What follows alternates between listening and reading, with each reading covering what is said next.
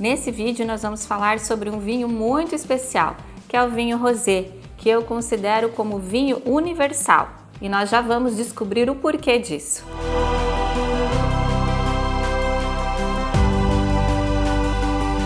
Nós temos uma série de estilos de vinhos. Os vinhos brancos, os vinhos tintos, os vinhos de sobremesa, os vinhos espumantes e os vinhos rosés. O vinho rosé é o vinho da moda, é o vinho que está sendo consumido cada vez mais, o mercado no consumo do vinho rosé cada vez cresce.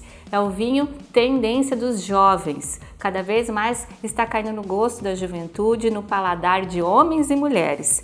E não existe sexo para vinho. Então nós temos consumidores masculinos que adoram vinho rosé, mulheres que adoram vinho rosé, tem gente que gosta de vinho de todos os estilos. E o vinho rosé, ele é especial porque ele nos ajuda nas harmonizações. Ele é um vinho que eu considero como um vinho gastronômico.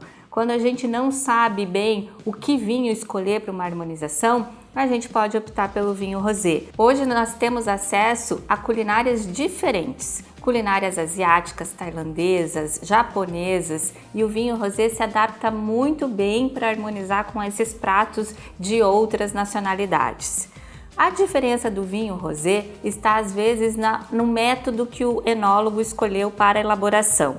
Nós geralmente temos um vinho rosé mais clarinho e um vinho rosé mais escuro. Isso se dá em razão do método. Afinal de contas, qual que é a diferença do vinho rosé e dos outros estilos de vinho? O vinho rosé, como a cor mesmo nos indica, ela precisa de um contato com a casca da uva tinta para extrair o tom da cor rosada, mais claro ou mais escuro. Então, ele tem a presença de tanino, tem a presença dessa uva tinta na elaboração, só que tanino em pequena quantidade que muda a estrutura desse vinho, faz com que esse vinho seja um pouco mais potente do que um vinho branco. Para a elaboração do vinho rosé, quando a gente tem uma tonalidade um pouquinho mais clara, as cascas da uva tinta ficam pouco tempo em contato com o mosto, que a gente fala, que o mosto é o que vai para o processo de fermentação, e são prensadas imediatamente, fazendo com que a tonalidade rosa seja uma tonalidade rosa mais clarinho.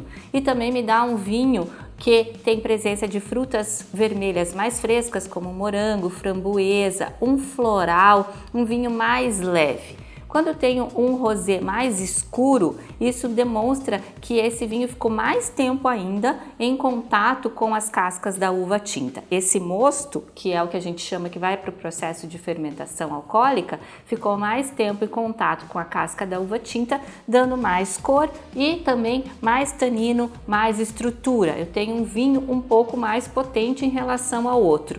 Isso me auxilia na escolha desse vinho rosé para harmonização. Para o vinho mais claro, que tem frutinhas vermelhas mais delicadas, que tem mais floral, eu posso optar por pratos mais leves. Quando eu tenho um rosé de sangria, que ficou mais tempo em contato com as cascas, que me deu mais estrutura e mais tanino, eu posso optar por pratos mais potentes, mais encorpados. Os vinhos rosés também são excelentes para harmonizar com carnes de porco, aves, com comida japonesa, como nós já falamos, comidas com especiarias, as indianas, tailandesas, asiáticas.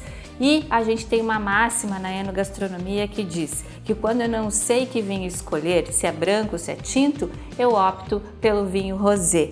Então experimente, aprecie o seu vinho rosé, lembre que a temperatura de serviço desse vinho é uma temperatura mais baixa, você pode servir entre 10 a 12 graus, então um vinho sempre refrescante, uma boa opção para happy hour, para finger foods, para você degustar na beira da sua piscina com os seus amigos e aproveite, porque o vinho rosé é o nosso vinho universal, é o vinho que harmoniza com tudo.